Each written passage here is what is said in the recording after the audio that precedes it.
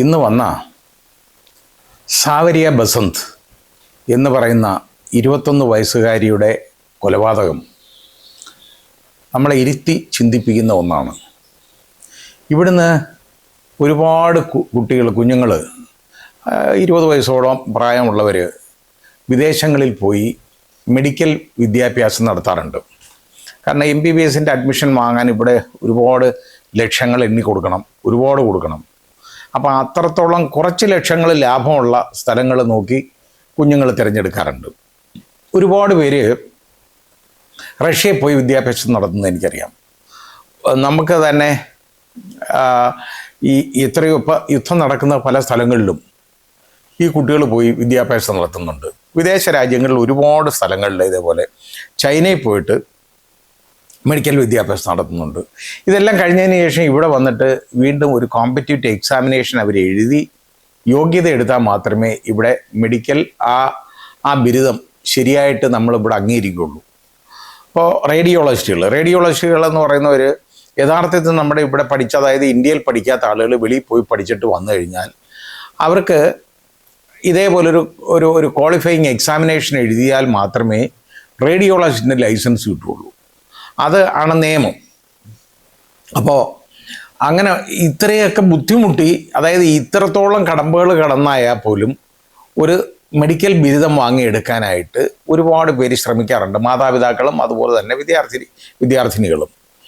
അപ്പോൾ അതിൻ്റെ ഭാഗമായിട്ടാണ് ഇപ്പോൾ നമ്മൾ കണ്ടിട്ടില്ലേ, ഇവിടെ ഇപ്പോൾ ഇന്ന് ഉസ്ബെക്കിസ്ഥാൻ എന്ന് പറയുന്ന രാജ്യം യഥാർത്ഥത്തിൽ വളരെ തണുപ്പൊക്കെ ഉള്ള അൺഈവൻ ക്ലൈമറ്റുള്ള ഒരു സ്ഥലമാണ്. കാരണം ഒരു വർഷത്തിൻ്റെ 10ഓളം ഭാഗം എന്ന് പറയുന്നത് കൊടും തണുപ്പാണ് അവിടെ. ഞാൻ കഴിഞ്ഞ തവണ പോകാനായിട്ട് ഇരുന്നപ്പോൾ അന്ന് നോക്കിയപ്പോൾ വളരെ വലിയ തണുപ്പായി. അതായത് ബിലോ 10 ഡിഗ്രിയൊക്കെയാണ് അവിടെ രാത്രി വരുന്നത്. പകലാണെങ്കിലും ഒരു 10 ഡിഗ്രി സെൻറ്റിഗ്രേഡാണ് ചൂട്. അപ്പോൾ അത് നമുക്ക് വലിയ ബുദ്ധിമുട്ടായതുകൊണ്ട് ഞാൻ ആ യാത്ര മാറ്റി വെച്ചതാണ്. അതേപോലെയാണ് കസാക്കിസ്ഥാൻ, അൽമാട്ടി ഉൾപ്പെടെയുള്ള സ്ഥലങ്ങളും.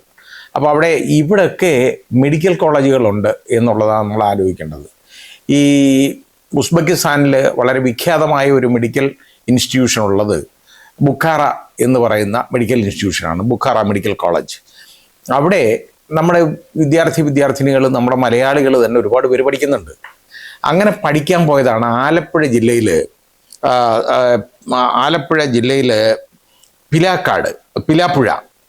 പിലാപ്പുഴ പുതുക്കാട്ട് എന്ന് പറയുന്ന സ്ഥലത്തുനിന്ന്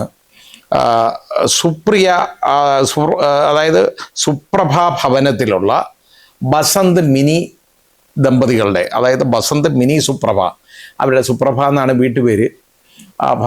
സുപ്രഭ ഭവനം എന്നാണ് വീട്ടുപേര്. അത് ഭാര്യയുടെ പേരാണ് കൊടുത്തേക്കുന്നത്. അദ്ദേഹത്തിൻ്റെ പേര് ബസന്താണ്. ബസന്ത് മിനി സുപ്രഭ ദമ്പതികളുടെ മകളാണ് ഈ കൊല്ലപ്പെട്ട 21 വയസ്സുകാരിയായ സാവരിയ ബസന്ത്. ഈ പെൺകുട്ടിയും ഇതേപോലെ ആ കോളേജിൽ പഠിക്കാൻ പോയതാണ്. അപ്പോൾ അത് 1ാം വർഷ വിദ്യാർത്ഥിനിയാണ്. അതേപോലെ ഒരു 1ാം വർഷ വിദ്യാർത്ഥി മലപ്പുറം ജില്ലയിൽ നിന്ന് പോയിട്ടുണ്ട്. മലപ്പുറം പുലാമന്തോൾ എന്ന് പറയുന്ന സ്ഥലം, അവിടെ കട്ടുപ്പാറ ഇറവത്ത് കിഴക്കേത്തൊടി എന്ന് പറയുന്ന വീട്ടിലുള്ള സദറുൽ അനാം എന്ന് പറയുന്ന ഒരുത്തൻ. അവന് 22 വയസ്സാണ് അവൻ്റെ പ്രായം. രണ്ടുപേരും ഏതാണ്ട് ഒരു പെൺകുട്ടിക്ക് 21 വയസ്സും 22. ഇവർ കുറച്ച് അടുപ്പത്തിലായി കാണും, അത് നമുക്ക് ഊഹിക്കാവുന്നതാണ്. അപ്പോൾ ഇതെന്തായാലും ശരി, മെനഞ്ഞാന്ന് ആ കുട്ടി അവിടുത്തെ ഹോസ്റ്റൽ മുറിയിൽ വെച്ച് യവനാൽ ആക്രമിക്കപ്പെട്ടു. ഈ സദറുൽ അനം ആക്രമിച്ചെന്ന് പറഞ്ഞു കഴിഞ്ഞാൽ എന്തോ പറഞ്ഞ് അവർ തമ്മിൽ തെറ്റി. അത് കഴിഞ്ഞതിന് ശേഷം ഇവന് ആ കുട്ടിയെ ഒരുപാട് ഉപദ്രവിച്ചു എന്നുള്ളതാണ്. അപ്പോൾ ഇപ്പോൾ അതിൻ്റെ തലയിൽ ഈ ലാപ്ടോപ്പ് എടുത്ത് അടിച്ചു. അപ്പോൾ ലാപ്ടോപ്പ് എന്ന് പറയുന്ന സാധനം ഇതിനുള്ളതാണെന്നാണ് അവൻ്റെ ധാരണ. ഒന്ന് ആലോചിച്ച് നോക്കിയുള്ളൂ. ഇതാണ് അവന് ദേഷ്യം വന്നു, അവൻ ലാപ്ടോപ്പ് എടുത്ത് എൻ്റെ തലയെ അടിച്ചു പൊട്ടിച്ചു കേട്ടോ. അത് അന്നേരമേ അവിടെ വീണ് ബോധരഹിതയായി മാറി.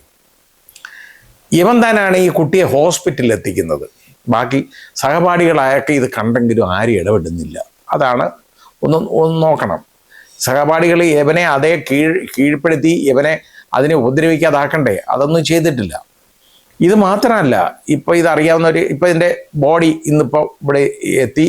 അതിനെ ഇന്ന് ഇവിടെ രണ്ടാമത് റീപോസ്റ്റ്മോർട്ടം ഇവിടെ ആലപ്പുഴ വണ്ടാനം മെഡിക്കൽ കോളേജ് നടത്തുന്നുണ്ട്.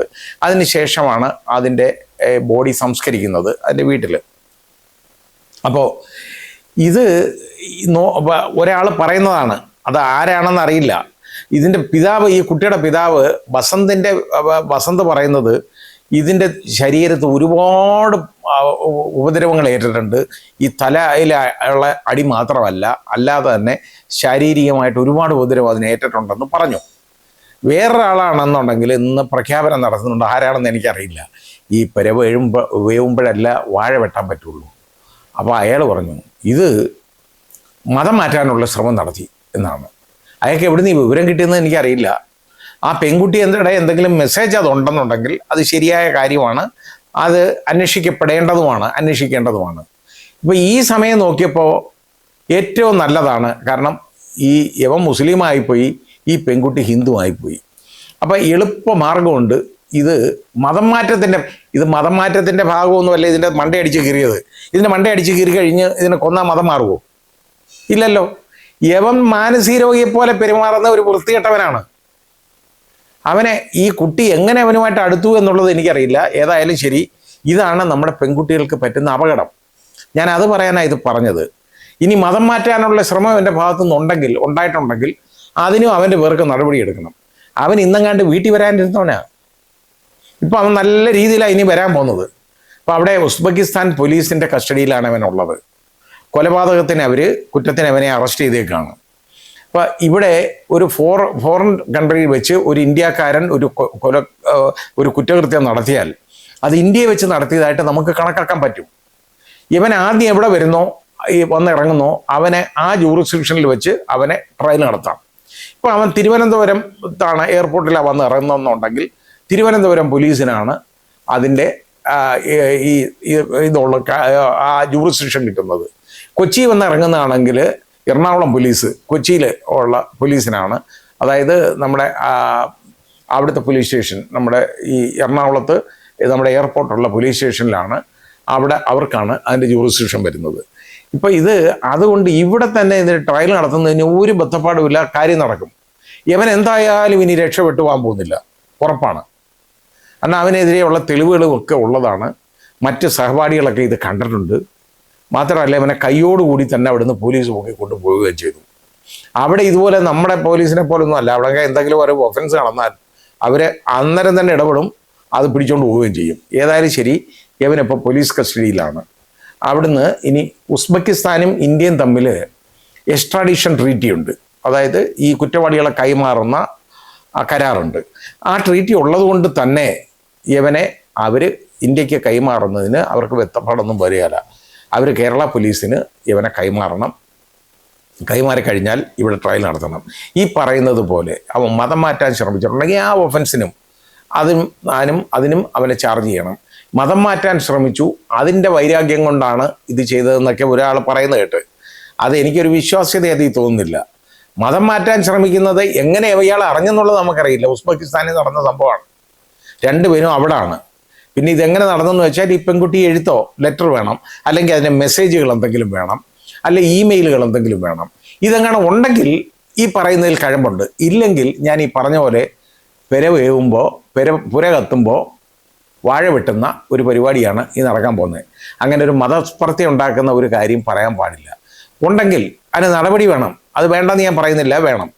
പക്ഷേ അത് വെച്ചുകൊണ്ട് മതങ്ങൾ തമ്മിലുള്ള ഒരു വൈരാഗ്യം ഉണ്ടാക്കേണ്ട കാര്യം ഇതിലില്ല. ഇതുണ്ടെങ്കിൽ അതിന് നടപടി വേണം. ഇനി എന്തായാലും ശരി, അതിൻ്റെ പെരുവിരൽ മുതൽ ഉച്ച വരെ ഉള്ള ഭാഗം അടിച്ച് പരിക്കേൽപ്പിച്ചിട്ടുണ്ടെന്നാണ് ഈ പറഞ്ഞ ആൾ തന്നെ പറയുന്നത്. അയാൾക്കിത് എവിടുന്ന് കിട്ടിയ വിവരം എനിക്കറിയില്ല. ഏതായാലും ഒരു റീപോസ്റ്റ്മോർട്ടം ഇവിടെ നടത്തുമല്ലോ, അതിനകത്ത് ഈ ആൻറ്റിമോർട്ടം ഇഞ്ചുറീസ് എല്ലാം വരും. അതൊക്കെ കണ്ടിട്ട് നമുക്കിതിനെക്കുറിച്ച് ഒരു അഭിപ്രായം ഫോം ചെയ്യാം. എന്തായാലും നമ്മുടെ പെൺകുട്ടികൾ, വെളിയിൽ പോകുന്ന പെൺകുട്ടികൾ ഒരു കാര്യം ചെയ്യണം. ശ്രദ്ധിക്കേണ്ട കാര്യം, ഇത് പഠിക്കാൻ പോകുന്നതിന് തെറ്റൊന്നുമില്ല, പോകാം, നമുക്ക് ആവശ്യമാണ്. പക്ഷെ അവിടെ ചെന്നിട്ട് ഇതുപോലുള്ള ആശാസ്യമല്ലാത്ത ബന്ധങ്ങളിൽ ഏർപ്പെടരുത്. ഏർപ്പെടാൻ പോയാൽ അത് അപകടമാണ്.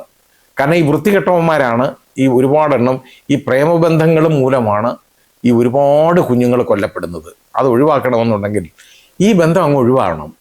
അതിവിടെ വന്ന് പരിചയം നോക്കാം, നല്ല ആളുകളെ നോക്കിയിട്ട് നിങ്ങൾ പ്രേമിച്ചോളൂ, വേണ്ടാന്ന് ഞാൻ പറയുന്നില്ല. പക്ഷേ ഇതേപോലെ പഠിക്കുന്ന സമയത്ത് ഇതേപോലുള്ള കൊള്ളരുതാത്തവന്മാരെ ഒന്നും കയറി പ്രേമിക്കാൻ പോകരുത്. അവനൊരു പക്കാ ക്രിമിനലാണ്, അല്ലെങ്കിൽ ഇത്രത്തോളം ആ കുഞ്ഞിൻ്റെ ദേഹത്ത്, കുട്ടിയുടെ ദേഹത്ത് അവൻ പരിക്കേൽപ്പിക്കത്തില്ല. മാത്രമല്ല ലാപ്ടോപ്പ് കൊണ്ട് അടിച്ച് അതിൻ്റെ തല പൊട്ടിച്ച് അതിനെ കൊലപ്പെടുത്തത്തില്ല. വളരെ ഒരു വലിയൊരു ക്രിമിനലാണ് അവൻ. അവനെതിരെ നടപടി ശക്തമായിട്ടെടുക്കണം. അതുകൊണ്ട് പക്ഷേ മതങ്ങൾ തമ്മിലുള്ള ഒരു സ്പർദ്ധയായിട്ട് മാറ്റാനുള്ള ശ്രമം ഒന്ന് ഉപേക്ഷിക്കണം. അതിനല്ലേ തെളിവ് വരട്ടെ, നമുക്ക് അന്നേരം അത് ചർച്ച ചെയ്യാം.